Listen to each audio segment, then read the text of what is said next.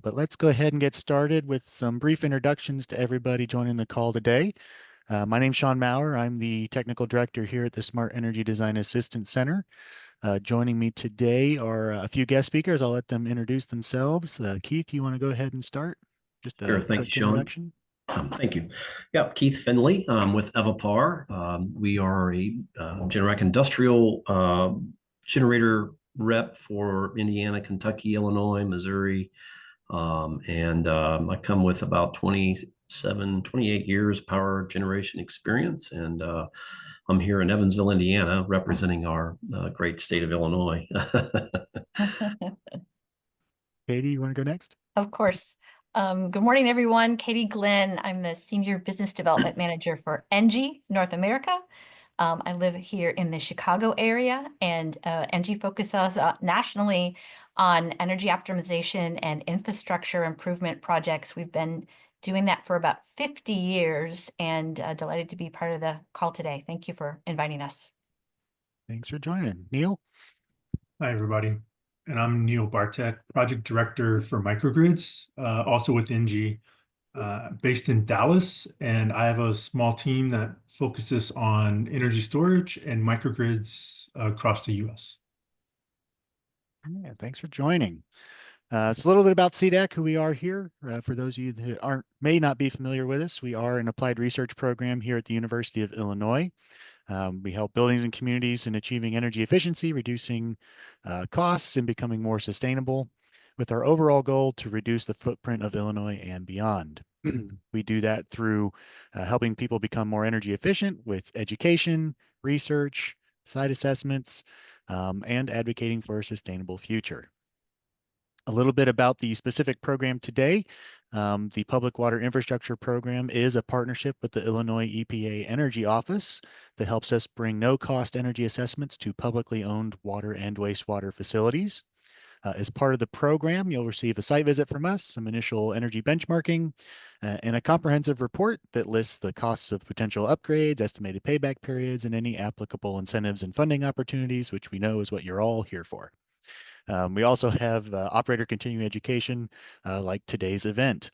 If you're interested in looking at any of our past events, you can go to our website, or if you're interested in signing up for an energy assessment, we are taking applications for our next program year at www.smartenergy.illinois.edu/water.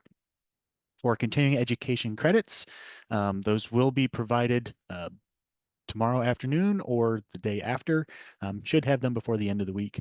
So thank you for joining us today. Why would you want to complete an energy assessment for your facility? If you have an older plant or you've never had a previous assessment, we can help you identify any missed opportunities, things that are kind of on the table, and help you plan for capital improvements for the future. We can help you uncover what's possible with your facility as far as improving energy and operating efficiency. And we can also provide third-party support for operators' ideas. I know every time we show up at a plant, the operators either have some tweaks or changes that they have in mind that they've been trying to bring up to budgetary committees. We can help provide some support and background that those are going to be cost-effective and beneficial for your facility. What about if you've got a brand new facility or one that's recently had a renovation? Well, there's always more ways to improve. Budgets are tight. Things always kind of get cut out of the budget or modified down to fit within budgetary limits. So there's always something that's left behind that we can help pick up and help you plan for in the future. And there's always new technologies and processes that we try to keep an ear to the ground for most recent research, what's coming up in the industry that we can help connect you to. And as always, we do try to connect to funding opportunities to help push these projects forward and get them installed at your facilities.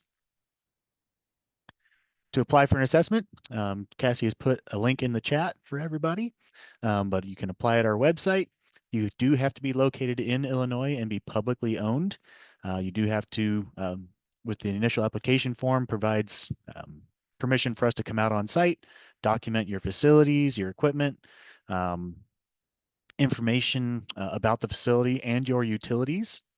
The report is shared with the Illinois EPA Energy Office. We do stress that that's a non-regulatory report. It just helps us track the effectiveness of our program as far as what we're finding, what's being implemented by clients out in the field. Once we have that first form in, you've indicated some interest. The next thing that we'll do is schedule a short call with you, usually somewhere around 10 to 15 minutes to fill out a secondary form that has some more in-depth information about your facility. We're getting a little bit more detail about the types of equipment it's installed, what the kind of process is there. It's just helping us prepare for what we're going to see on the site visit. The trickiest part of that is gathering your utility data. Usually it involves the wastewater operator contacting someone at the municipal office, like the city clerk, who has access to those bills. But we do need to gather 2 years of utility data to conduct your benchmarking. With Ameren or ComEd, we just need an account number. We can pull that data ourselves. If you happen to be on a co-op or you've got non-Ameren gas, if you're up north on Peoples or Nicor, you do have to provide a scanned copy of those bills to us so we can complete your benchmarking. We are happy to coordinate with whoever we need to get those bills directly. If you don't want to do kind of the telephone game and bouncing information around with multiple people, we try to make this as easy and painless a process as possible. For wastewater plants, the only other thing we need after the utility data is flow data. We get that from your GMRs. We pull that ourselves. If you do happen to be a potable water plant, you will have to provide that information for us, as there isn't a central database for us to pull that data from. But once we have all that data, we'll perform some initial benchmarking. What you'll see when we come out on the site visit is that initial benchmarking document. It'll have charts like what's shown on the screen here. Up top is just a time series plot of your energy use versus your flow. Helps us identify, does your plant adjust energy consumption to flow rates? Is there anything that stands out as might be an issue? Kind of lets us formulate some initial ideas and discuss that with you as far as what we're seeing in the data. And then we'll follow that up with some benchmarking tables, let you know where you stand relative to all the other facilities that we've assessed throughout the state.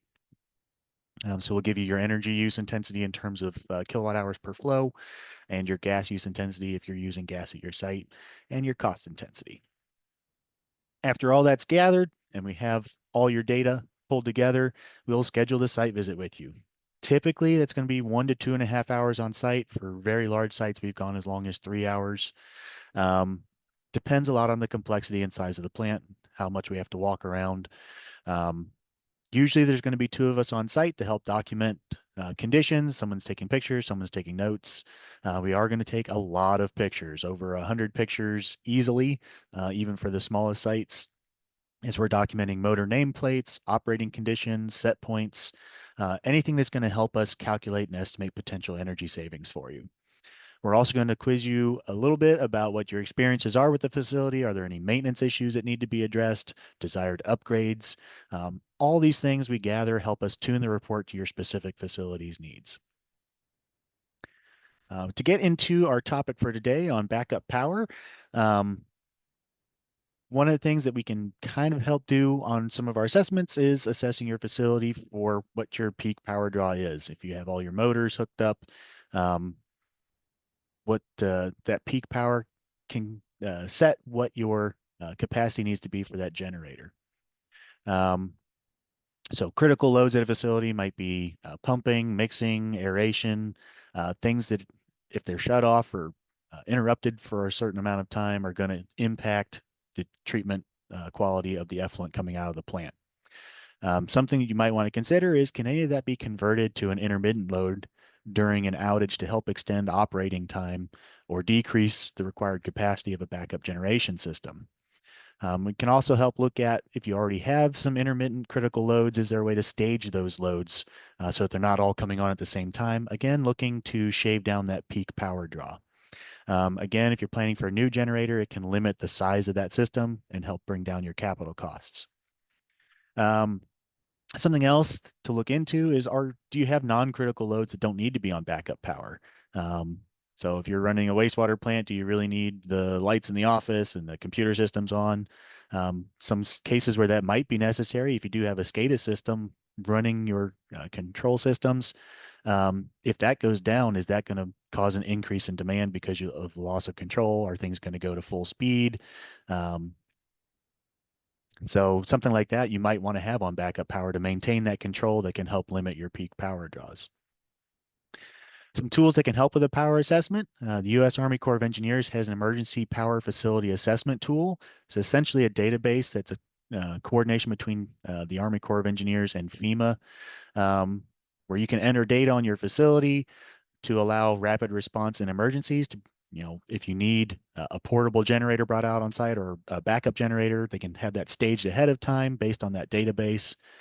Currently, the URL is not working for that database. It may be related to some of the budget cuts at the federal government level, but hopefully that resource is back up and running soon, as it is an important way to make sure that there is local equipment for those sites that don't have on-site generators that do rely on rental systems.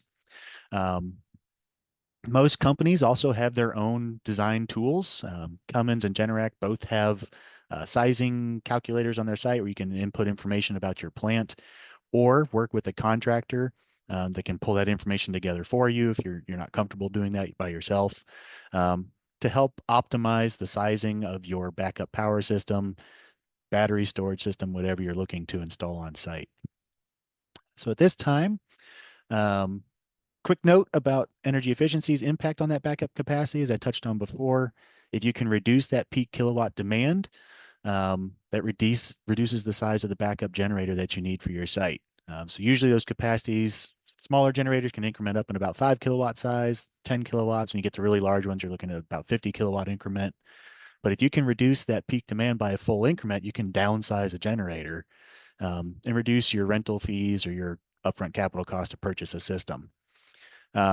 Also, if you have on-fuel storage of diesel fuel, propane, something like that for your backup generation system, the more you can reduce your energy consumption over time, the more you can extend the backup runtime of that system.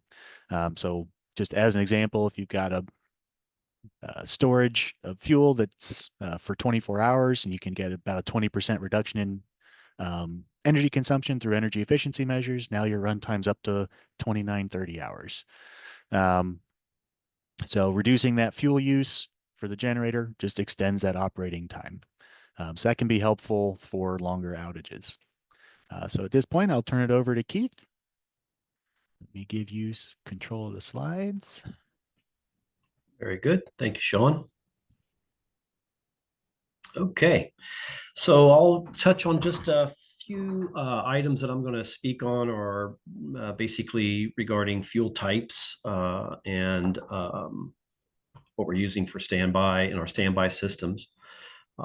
Quick overview on just generator fuel types. I will touch a little bit on the energy storage systems, some new technology that's ramping up extremely fast. NG, Neil, they'll talk more about that, but I'll do an introduction on that to show you some of that product, along with the microgrid concepts. And again, NG will speak directly to that, Neil and Katie. So that's kind of what we're going to hit on here real quick today. Just a quick overview for fuel types, being consideration for selecting generators and what options are available for fuel. The primary fuel source that we see is diesel.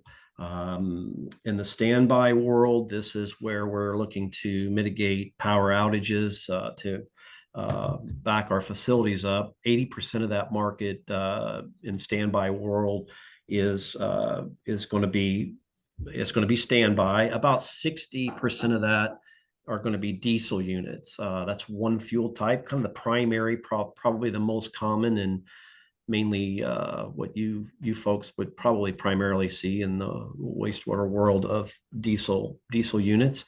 And that's one type. It's very common, available in all the power ranges, from very small to very large megawatt size units. Another fuel source that we see is the natural gas generator. Some of the advantages of gas that we'll talk a little bit about in natural gas will be a cleaner fuel. We're not dealing with refueling, and I don't have diesel fuel maintenance, the extended run advantage.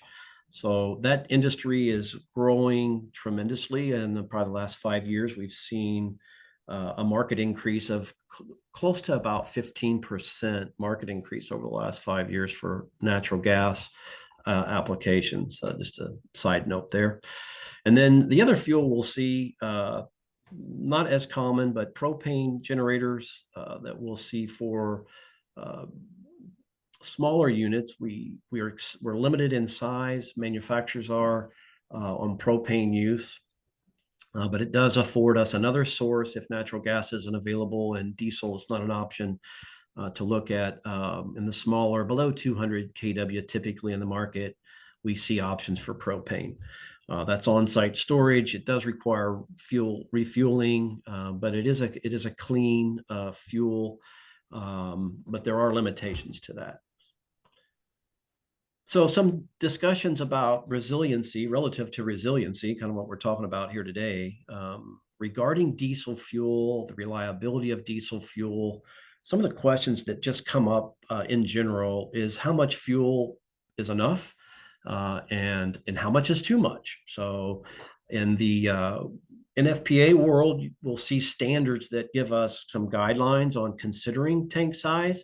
Sean kind of hit on that a little bit about reducing our load capacities if we have existing units that would, and we've got an amount of fuel that we have on site. We can have some considerations there for extending runtime with diesel because we're limited on capacity. But some of the things that we want to look about or talk about relative to how much fuel is enough is in regards to having too much fuel, where those lines are on trying to make those considerations. Some considerations of having too much fuel is just the maintenance part of that. We want to be thoughtful in how much we have for the event to get us through, but also having too much fuel to maintain. We'll talk a little bit about that on just disaster management, on how we can manage a moderate amount of fuel and still maintain our standby power in a level that gets us through a particular event. So some strategies to consider in that are having a manageable amount of fuel. Typically, we'll see in the range of 24 hours of runtime is kind of what we typically see at those levels outside of any required codes. Other ideas for strategies would be to have a very strong fuel maintenance program in place, even fuel exchange programs with your local petroleum providers. And another one would be to replace the diesel with natural gas. Like I said, the market is shifting heavy towards natural gas from an EPA viewpoint, and we get the other advantages of extended run. Those would be other considerations for fuel strategies. Some of the things we run into with diesel fuel maintenance. I reference a code here out of the NFPA. It's an amended section of the 7.9 code where it talks about fuel maintenance and testing.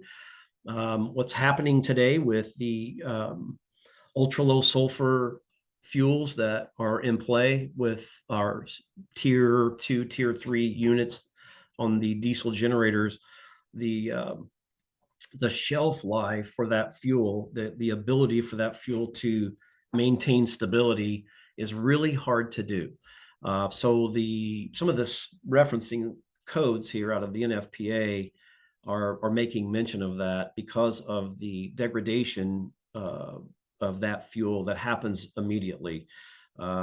Anything that you could consider putting timelines on, it would be that diesel fuel that goes into a base tank or a storage unit would be, you would want to consider doing maintenance on that from the beginning, having schedules set up.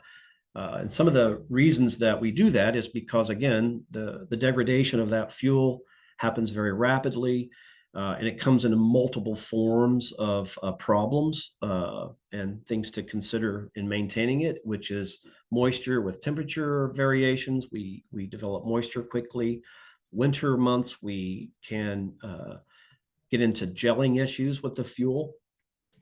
Just the varnishing or fuel stability are those considerations of why we're looking to do maintenance on that immediately. And if we haven't done that, it would be something to strongly consider, because it is an issue that is prevalent in the industry if you haven't ran into it already. So fuel maintenance and getting into programs would be a strong consideration for your standby power units, your diesel units.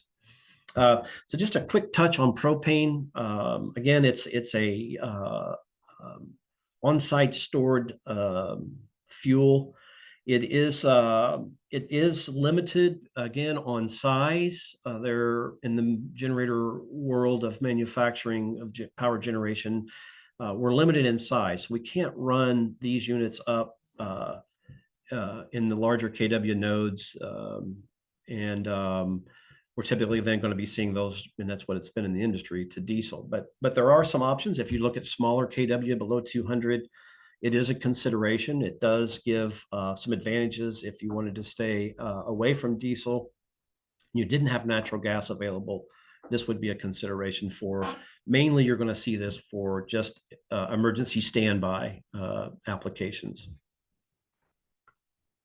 Okay,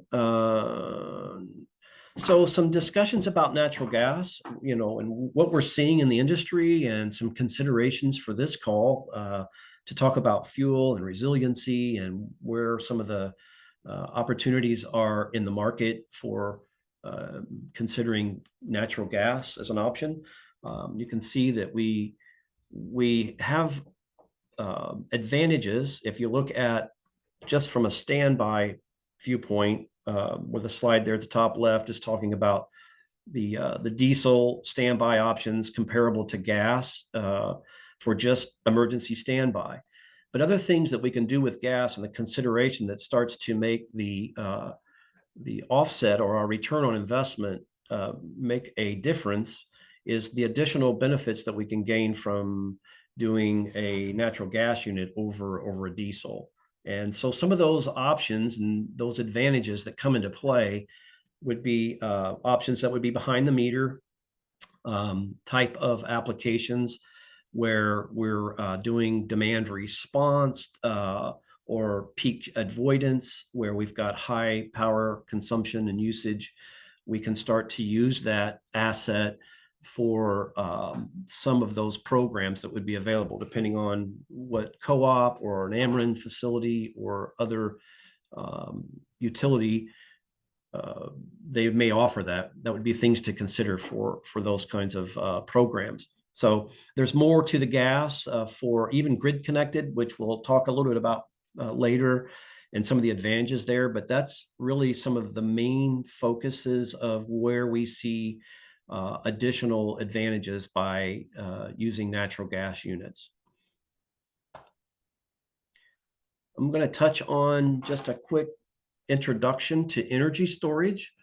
And again, Neil with NG will talk more specific, but we are seeing the market shift quickly, rapidly, and in a big way to looking at ways to store energy with an energy storage system. We call it BESS, or battery energy storage systems. Little breakdown of what that is for us to have additional power available that's stored, ready to use for programs that we can integrate this with for either a demand response or a microgrid type application. It allows us to have that power available tied to solar or another form of energy that we're going to consume or bring in rather, and utilize that for another piece that will allow us to integrate it into a more resilient system, and also from a money standpoint for payback and use of a more cleaner and available energy system in battery storage. So just an introduction there. I think, my last slide here for just microgrid fundamentals. I'm going to let this be the slide that introduces Neil, I think. from NG, but talking a little bit more the microgrid system as a whole. We're just kind of introducing that here to show what that looks like with, obviously a generator being a part of that, as we talked about. But it's much more in depth here, where we can bring in other means to store energy, bring that in from solar. And we can also then, kind of the heart of those systems will be to have a microgrid controller to manage these devices. And I think, Neil, you're going to talk in depth about that a little better and a little bit more, or Katie there, as I hand that off to you. So yeah, thank you for that. Let Perfect. me share that. And Katie, you take it from there. Perfect. Thank you so much, Keith. You bet. First of all, fantastic content, and thank you for such a great lead in to our portion of the content. So let me just forward, if I can, if this will work. Oops. Now I think I went back.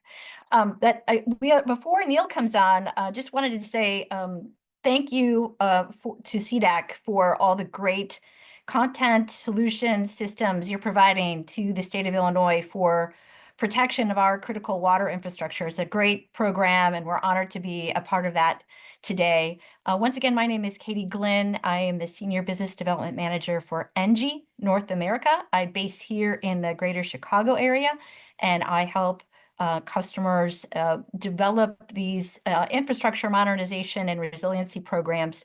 And I think it's great to have such a great support from CDAC. And obviously, as we get into a little bit more complicated projects, there's some cases where it really is helpful to have the private sector come in and fill some gaps. So that might look a little bit like helping with technology, helping with additional funding, even beyond grants and incentives, and also just giving a single source of accountability to take responsibility for a lot of decisions that need to be made to get these systems to operate correctly. So thanks for inviting us to share some best cases. Neil will be following me with a little bit more technical detail, but just to give some high level, I wanted to tell you a little bit about us. So ENGIE is a clean energy leader. We've been in business for about 50 years across the United States.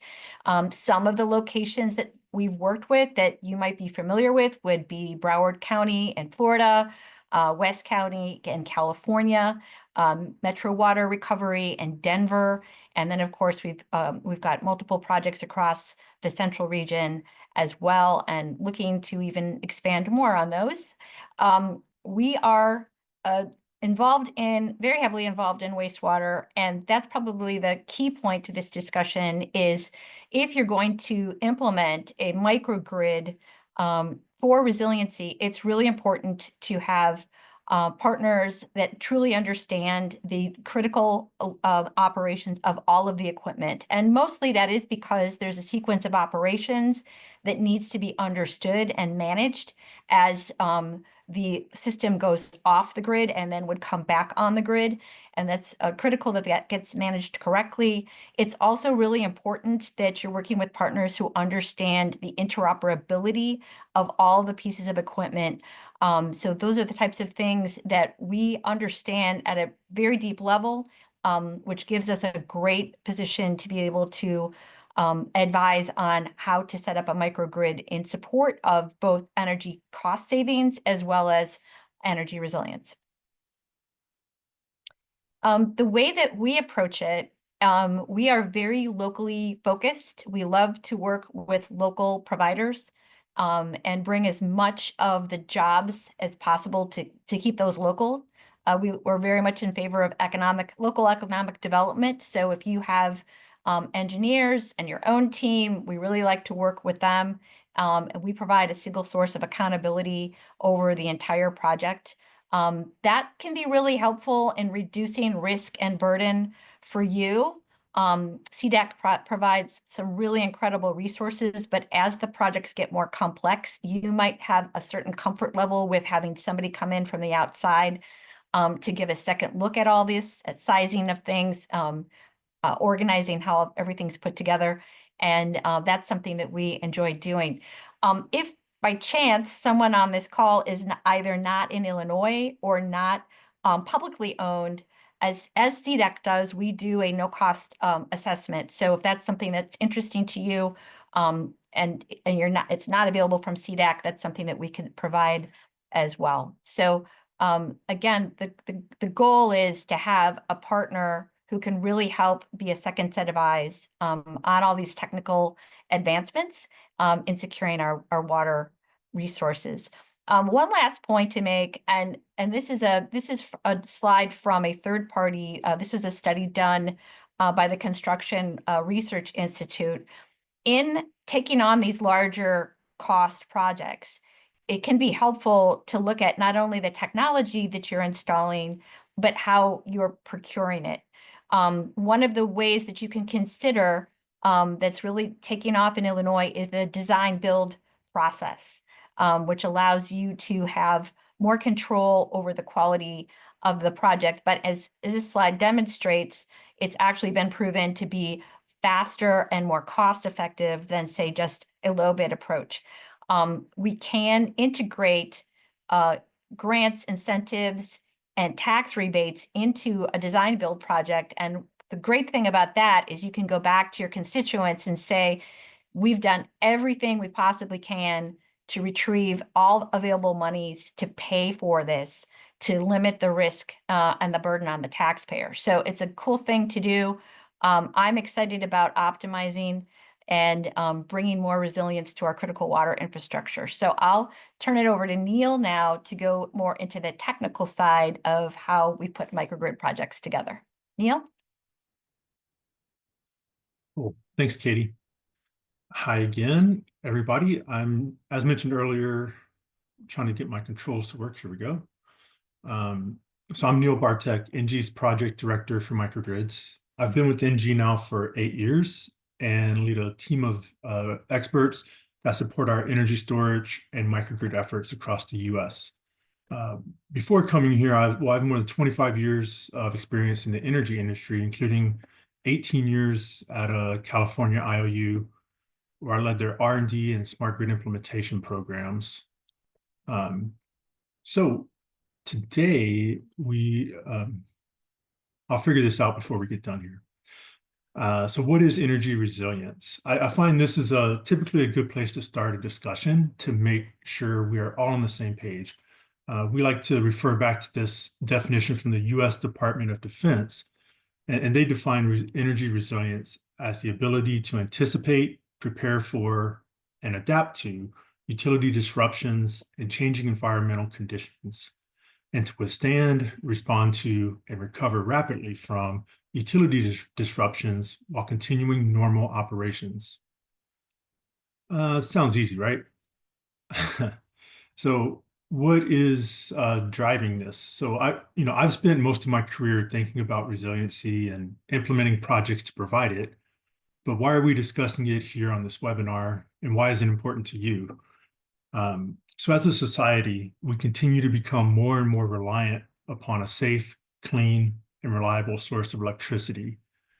Power disruptions are on the rise, whether they be the result of, as we've mentioned in California, public safety power shutoffs, or increasingly severe weather events or aging utility infrastructure. This graphic on the right-hand side is actually from the National Oceanic and Atmospheric Administration, or NOAA, and it illustrates the 27 weather or climate disasters across the US just in 2024 that had losses exceeding $1 billion. And they have graphs from every year, and you can go back and see how this has been escalating. So weather's getting more severe, infrastructure's aging, causing outages. Not a great leap there. There's also an increased focus on safety and sustainability goals, and additionally, technology advancements in the various distributed generation, such as solar, battery, energy storage, has also greatly increased the functionality of these assets, as well as the potential benefits to customers. And there are increasingly favorable economics as these resources help protect customers from what seems to be ever increasing utility rates. Okay. And so now I'd like to just take a minute to talk about sustainable microgrid. Now, what we call the sustainable microgrid is a permanent next generation emergency power solution that also works to control energy costs and carbon emissions every day. In a wastewater setting, this would typically include on-site generation such as solar PV and/or cogeneration, as well as battery energy storage, source of backup generation, the gensets Keith talked about earlier, and then most importantly, the integrated microgrid controls. So when the utility grid is operating normally, this solar PV and cogen generate power to offset utility purchases. And the microgrid controls optimize the use of the battery to reduce utility charges even further and to also reserve power in case there were to be a utility outage. When the utility power is disrupted, the microgrid is able to island or separate from the utility grid and leverage these on-site resources to continue to provide power to your critical site loads. Now, we have a process we like to go through to come up with this. We don't sell products, we sell solutions. And so we like to work with you to help come up with the best solution for your site.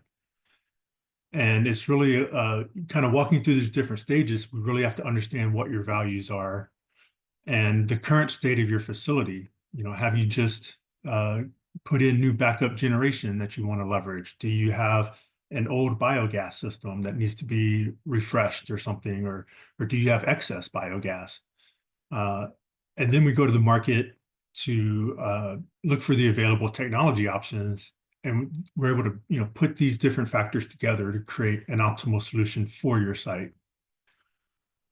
Another key component in that is the size and the cost of the solution is very much impacted by several different factors. As Sean mentioned earlier, how much load are you backing up? This is going to have a huge impact on the upfront capital cost. And it can range from, just trying to back up a few critical loads to, backing up the entire site. Obviously, the more load you put in that you define as critical, then the larger your resources have to be. Another factor would be for how long. Are we planning for a typical 2 to 3 hour utility outage, or are we talking more on the realm of multiple days or multiple weeks, like the military is considering? Obviously, that'll have a huge impact from fuel storage and just resource diversity and all those aspects. And then also, as far as what cost is, is this reliability at any cost, or is there some balance in there that makes sense for your site? So now I'm going to go through a few examples to help maybe relate this a little better to your water infrastructure sites. The first site I have here is West County Wastewater District. This is actually in the Bay Area of Northern California. And here we are doing a comprehensive infrastructure project, as there was a need for new energy infrastructure as well as process improvements. And so this project is being done as an energy savings performance contract, or you may have heard of an ESPC. And it includes process improvements to generate Class A biosolids, energy efficiency, LED lighting, and EV charging stations. There's also a megawatt of solar PV, 450 kW of biogas-powered cogen with redundancy, and a 775 kW 3 megawatt hour battery, as well as microgrid controls to tie all these assets together and have them perform optimally. Bundled together, these measures generated $83 million in savings, are projected over the next 20 years for the customer, and also helped lower their greenhouse gases by 93%. So now we'll go down to Southern California. We have a site, the Caipa Valley Water District in the LA Basin, Southern California. This district had faced numerous power outages due to wildfires, or even the threat of wildfires.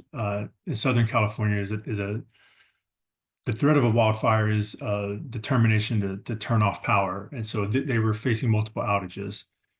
And at these sites, we are installing roughly 14 megawatts of standalone power across 3 new microgrids at key water and wastewater facilities.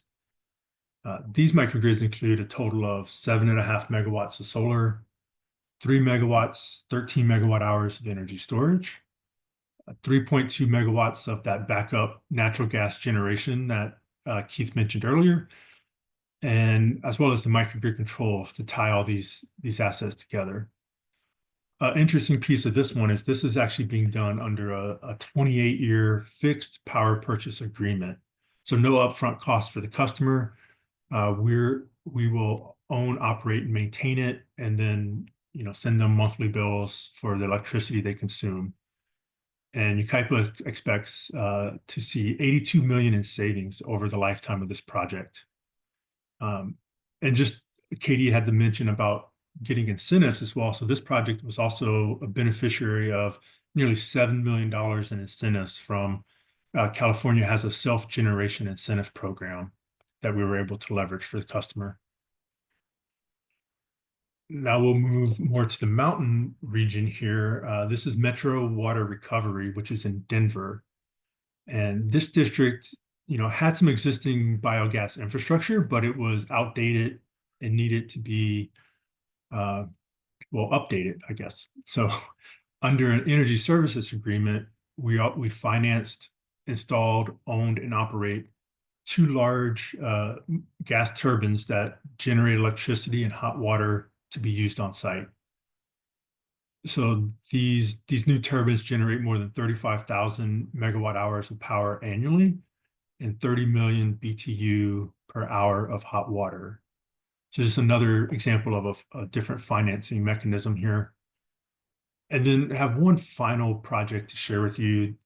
This will complete our trip across the US. It's down in southern Florida, Broward County Wastewater Plant. Here, the district wanted to maximize their treatment capabilities and reduce costs. Probably rings true for several folks. So we helped them design and implement a turnkey system to collect their fog, their fats, oils, and grease. Also installed a biogas cleaning system and a 2 megawatt cogeneration system to leverage this new biogas.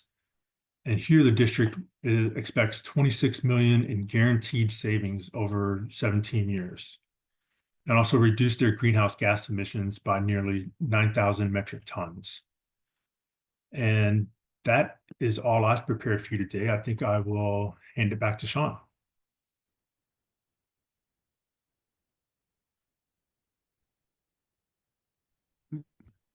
Thank you, Neil.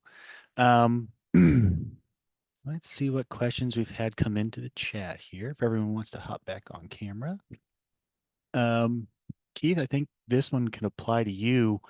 One of the things we've seen as far as swapping out generating systems is going for lower air emissions, cleaner burning fuels. Can you speak a little bit about the cleanliness of different options for backup generation? Yes, broadly speaking, I can. So if it sounds like there's a change out happening, for standby, to put it into some guardrails around this a little bit, on standby power with diesel product, we're into EPA requirements for tier 2 standby up to 800 hours a year that there's no regulation on for emissions. They're all tier rated. Any manufacturer that's bringing out tier rated product, tier 2.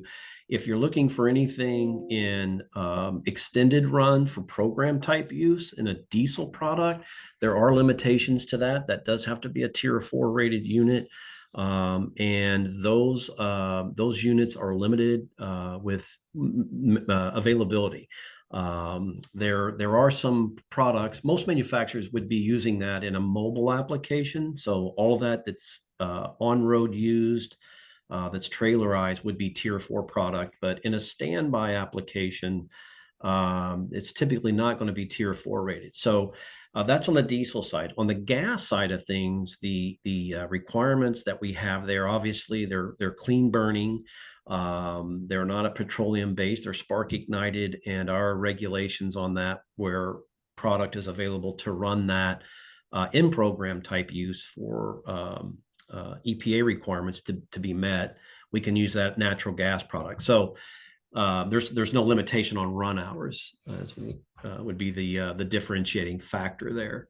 So if there are considerations, I would say, to answer it, to wrap it up, you would have, depending on what you're planning on doing, if there's any potential thought of program use, or like we talked about in one slide, I would strongly consider the looking at natural gas right out of the gate, so that you don't gonna pigeonhole yourself with a non-tier rated or limited use diesel unit. Okay. Great. We do have a question here about what points during the process methane can be captured. For most wastewater facilities, this is in an anaerobic digester. It's specifically going to generate methane as the primary component of that gas. And then that can be captured and used in a CHP system. But methane is produced throughout the entire kind of wastewater collection system. So there's some methane in the piping that's coming into the plant as far as all the sewer mains and stuff. There's a little bit in there.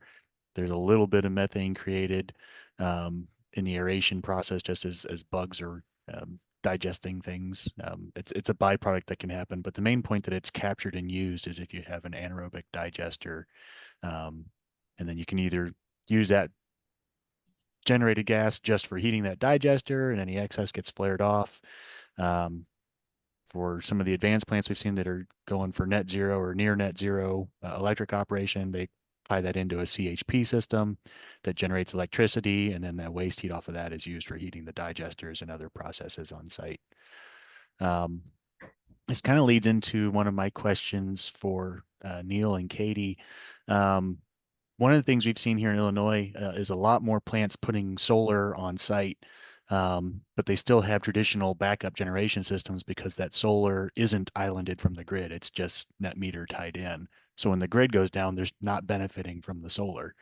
Can you speak a little bit to that islanding aspect? Sure. Thanks for that question. It's not so dissimilar as I think we've all seen neighbors that have solar panels on the roofs, but then when your lights go out in your neighborhood, their lights go out just as well. So solar on its own is great at offsetting those utility purchases, but you really need a uh, a grid forming resource, which in most cases would be a battery to go along with the solar so that you can keep producing power even during a utility outage, because the solar needs a voltage source. So it's looking for something to match. And so that battery could provide that to it and keep the solar going. And then also with the generators, many of the kind of older backup generators, they generate backup generation and solar don't necessarily play well either. Generators don't like to turn backwards, as you can imagine. And so that's where a battery is really handy to help integrate between these different resources as well. Or you can run a generator in more like a droop mode, maybe. But then if it's a backup generator, it may not have advanced controls to enable it to do multiple kind of modes. It just knows it needs to run all out and provide power to the whole site. So you really have to understand whatever that existing generation, the age and the health of it, as well as the capabilities that it has before trying to pair it with solar or some other resource. There was a question too about available incentive programs for like peak shaving, things like that. I know there was a pilot program with ComEd. I was trying to do some research into that this morning before the webinar. But most utility companies, if you're on demand charges, you can benefit from peak shaving just because it's going to reduce that demand charge on your bill. But there have been some incentive programs. A lot of utilities do have those because the more they can shave their peak down, the less they need to bring up peaker plants. That saves them operating costs and things as far as grid maintenance. Any further details on that, Neil or Katie, from your experiences? I see Katie talking, but you're muted. A comment on that, Sean, is a great point. We've seen in some cases where adding a battery to the system can drop, costs by your energy costs by 40% in the utility area. And there are amazing incentives in Illinois for the solar, for battery. We are getting some indication that the Inflation Reduction Act is still going to be active for a little while longer, or at least we're hoping so. So we're encouraging people to at least pursue that, which also pays for a big portion of the project. So it's a great time to be exploring, optimization of this in Illinois, because it's really one of the primary states that offer incentives and all those regards. But absolutely, adding a battery it's a total game changer to the whole energy cost dynamic. Okay, well, thank you.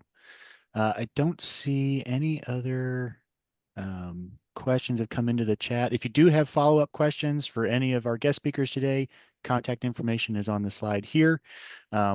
These slides are also going to be available on our webpage in the future, along with a recording of this webinar if you want to go back and look at it in the future. Neil, Katie, Keith, thank you all for participating today. And I hope everyone else found the information useful, and we'll be reaching out with any further questions. It's a pleasure. Great seeing everybody on the call too. Thanks for joining us today. It's our pleasure. Thank you. Have a wonderful afternoon, everyone.